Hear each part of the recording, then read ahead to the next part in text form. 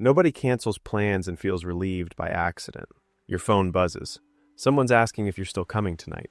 And before your brain even reads the full message, somewhere in your chest, there's this quiet exhale. Not guilt, relief. And then the guilt comes second, because you've spent your whole life being told that something is slightly wrong with a person who feels that way. But that exhale isn't avoidance.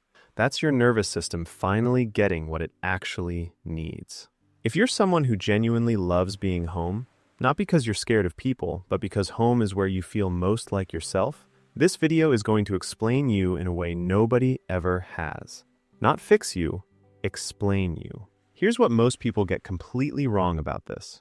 They assume loving your home means you're afraid of something outside it, that it's anxiety dressed up as preference, that if you just pushed yourself more, said yes more, you'd eventually become someone who craves the noise.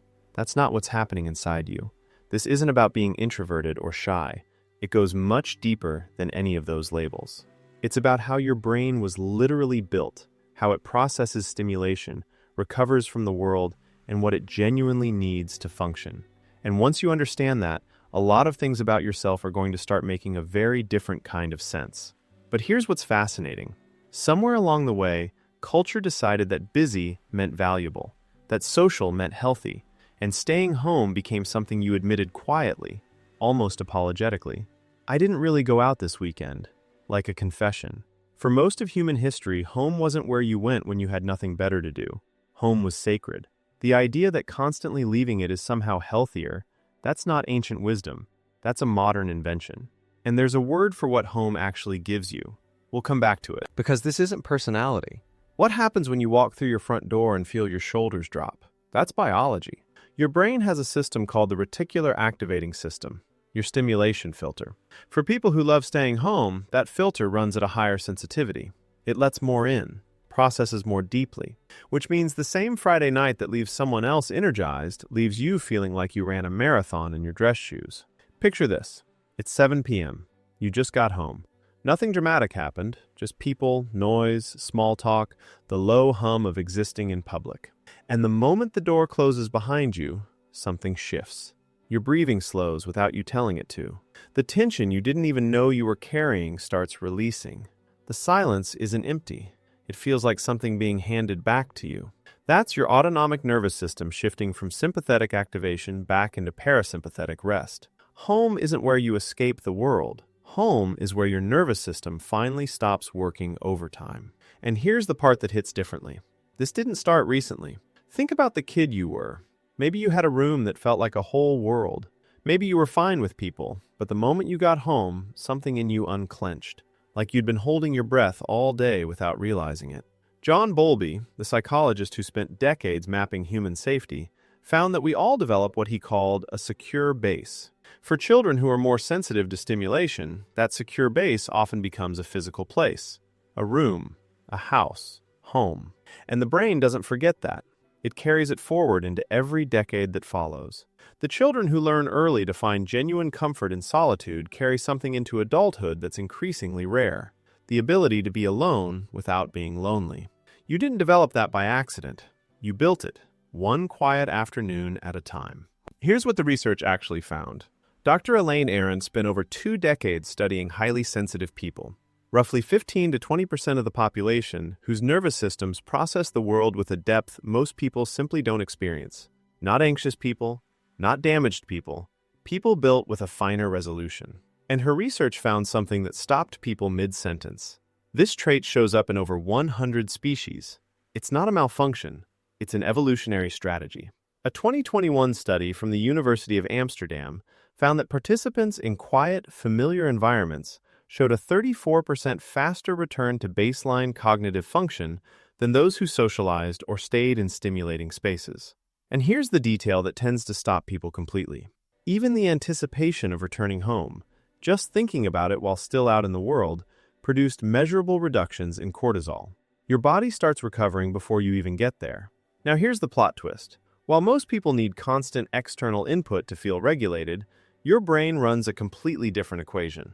Research on introverted dopamine sensitivity, mapped by psychologist Marty Olson-Laney, found that introverted brains use an entirely different neural pathway to experience reward. Extroverted brains light up for external stimulation. Introverted brains activate most strongly in response to thought, memory, imagination, meaning. The reward isn't out there, it's already inside. Which means when you stay home and feel genuinely good, not resigned, not settling, but actually good, that's your brain's reward system firing exactly the way it's supposed to. Most people will spend years chasing the feeling you get for free every time you close your front door. But here's where I have to be honest with you. Sometimes staying home is restoration, and sometimes it's something else. Restoration feels like a full cup. You return to the world with more of yourself than you left with. Avoidance feels like a shrinking room. The gap between you and everything outside quietly widens, and home stops feeling like sanctuary and starts feeling like the only place you're safe from something you can't name. If that second description felt familiar, not as a personality trait, but as something growing, that's worth sitting with. Not with judgment, just with honesty. Because what this video is about has one defining quality. It's a choice. Always a choice. Made from fullness, not fear. And this is where that word we planted earlier finally lands. Autonomy. Not independence in the abstract, living in genuine alignment with what you actually are. Because it was never really about the home. It was about what home represents. A space where the performance stops. Where you get to be the unedited version of yourself. Picture this. It's late. The city outside has gone quiet. You're not doing anything significant. Maybe reading, maybe just thinking. And in this completely ordinary, completely private moment, you are more fully yourself than you were at any point during the day. That's not a small life. That's a richness the loudest, busiest lives often never touch. Your nervous system processes the world at a higher resolution than most. Your brain's reward system runs inward, not outward. And the home you keep returning to isn't a retreat from life. It's where your life actually happens.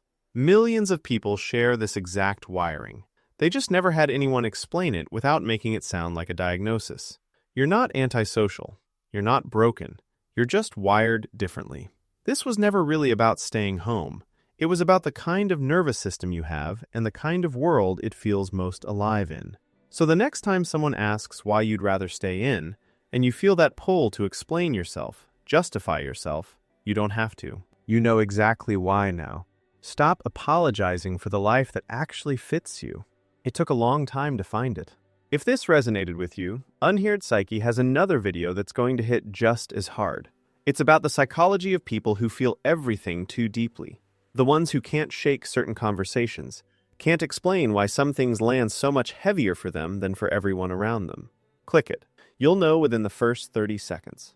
And if this is the kind of psychology you've been looking for, subscribing to Unheard Psyche genuinely helps more than you know. It's how more people who need to hear this actually find it.